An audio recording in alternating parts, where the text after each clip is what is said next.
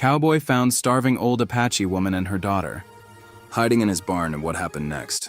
The snow had begun to fall harder by the time Thomas Reeves reached the old barn behind his ranch.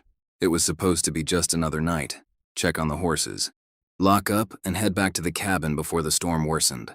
But when he pushed open the barn door, the wind carried in something unexpected, a faint sound almost like a whisper, trembling between the creaks of wood and the whistling snow. He froze. His hand instinctively went to the revolver strapped to his side. "Who's there?" he called out, his voice firm yet cautious. The only answer was the soft rustling of hay. With the lantern light cutting through the cold air, he stepped further in. That's when he saw them, two figures huddled in the far corner of the barn beneath worn, tattered blankets. An elderly Apache woman and a young girl, maybe in her late teens. Their eyes, wide with fear, reflected the lantern's flicker like trapped animals. The girl clutched the old woman, shielding her as though the man standing before them was a threat. Thomas lowered his gun slowly. "I ain't gonna hurt you," he said, voice softening. "You shouldn't be out in this storm." The young girl didn't move, but her breathing was shallow, her eyes darting toward the door as if she was planning to run. Thomas took off his coat and laid it on a hay bale near them. "You're freezing," he murmured, noticing the bluish tint on the old woman's lips. She was trembling violently, her face pale and hollow from hunger. He knelt beside them, placing the lantern down to get a better look. The girl flinched, clutching her mother tighter. "My name's Thomas," he said gently. "You're safe here." The girl stared at him, her expression hard, suspicious.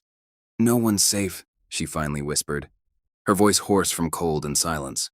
Thomas nodded, understanding more than she realized. The war between settlers and Apache tribes had left deep scars on both sides. He had seen enough blood spilled across the frontier to last a lifetime. Without another word, he stood up and left the barn, the howling wind swallowing the sound of his boots on the snow. Moments later, he returned carrying a kettle of hot water, some bread and a blanket from his cabin. The girl's eyes softened, confusion flickering across her face as he handed her the food. "Eat," he said.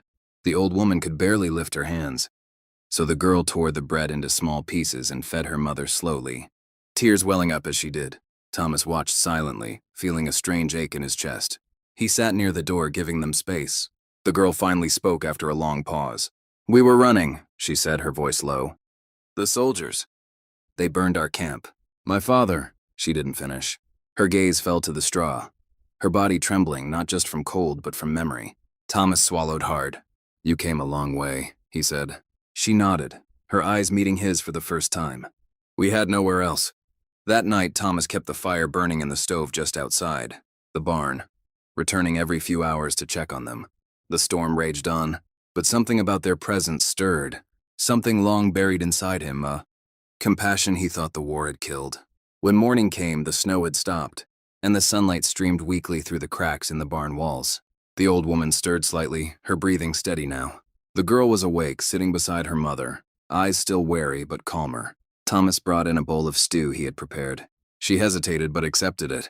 As she ate, she glanced at the revolver hanging by his belt and asked, "Why help us?" He shrugged. "Because I've seen too much dying already," he said simply. "And maybe because I got a little space left in that barn." For the first time, the girl's lips curved into the faintest hint of a smile. "My name's Nia," she said. "This is my mother, Waya." For the next few days, Thomas let them stay. He brought them food, mended the hole in the barn wall to keep out the cold, and even helped Waya walk a little when her strength began to return. Nia kept mostly to herself, but there were moments, quiet, fleeting moments, when he'd catch her humming a soft tune in her native tongue. Her eyes distant yet peaceful. He never interrupted her. He just listened, letting the melody fill the emptiness of the ranch. But the peace didn't last long. One morning, as Thomas was chopping firewood near the cabin, he saw something that made his blood run cold. Hoofprints in the snow. Too many to be chance travelers. He knew that pattern well. Soldiers. He hurried back to the barn. "You have to hide," he whispered urgently to Nia. Her eyes widened in fear. "They're coming?" "Yes, they might be looking for survivors." Waya stirred, trying to sit up, but her strength failed her. Nia clutched her mother's hand tightly. Thomas looked around, his mind racing. He led them to a trap door beneath the hay, a small root cellar he used to store tools. "Stay down there. Don't make a sound," he said. Nia hesitated. "Why are you helping us?" she asked again. Thomas met her gaze. "Because no one helped my family when they needed it." Moments later, the sound of horses filled the air. Thomas stepped out into the yard as a group of soldiers approached, their uniforms dusted with snow, rifles slung across their backs. "Morning," the captain said, eyes scanning the property. "We're tracking a few Apache runaways. You seen anyone?" Thomas's heart pounded. "No," he lied calmly. "Just me and the horses." The captain squinted, suspicion flickering. "Mind if we take a look?" Thomas forced a small smile. "Suit yourself." The soldiers searched the barn, their boots crunching on the hay inches above where Nia and Waya were hiding.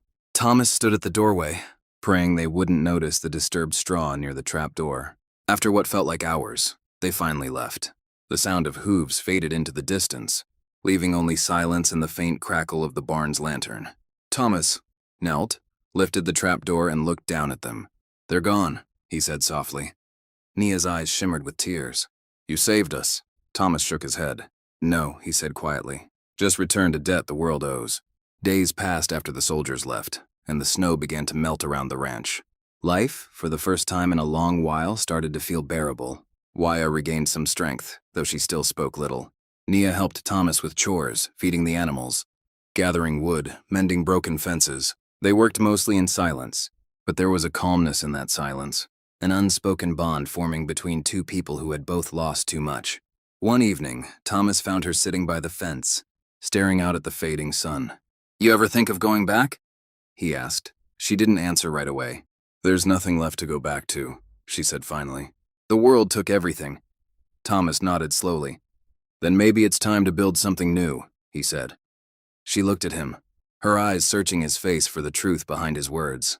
There was no pity there, just understanding. Waya often watched them from the barn, her eyes wise and knowing. She would tell Thomas stories of her people when the nights grew long, of the stars, of spirits, of the land that once belonged to them all. Thomas listened with quiet reverence, realizing how much he had never understood about the world around him. In her voice he found a peace he hadn't known in years, but fate, as always, had its own plans. A week later, word spread that another patrol was sweeping the region, and this time, they were taking anyone suspected of aiding fugitives. Thomas knew he couldn't risk their lives again. That night, he packed a small satchel with food and supplies. "You need to leave," he told Nia. "There's a pass through the hills. It'll take you south to safety." Nia's eyes filled with tears. "You can come with us." He shook his head. "If they find me gone, they'll chase. You'll never make it." She stepped closer, her voice breaking. "Why do this for us?" Thomas took a deep breath. "Because I remember a night like this years ago. My wife and boy, they were sick. We were starving. A native family found us, fed us, saved my son's life.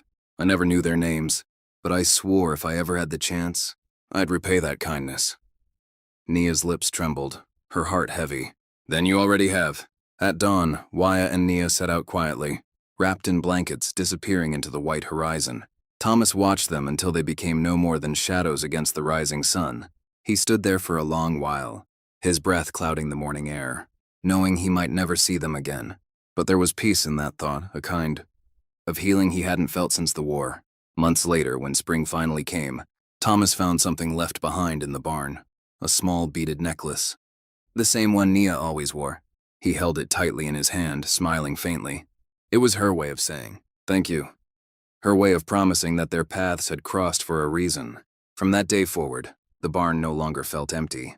Sometimes, when the night grew quiet and the snow began to fall again, Thomas could almost hear Nia's soft humming in the distance, a reminder that even in a world full of pain, kindness had a way of surviving.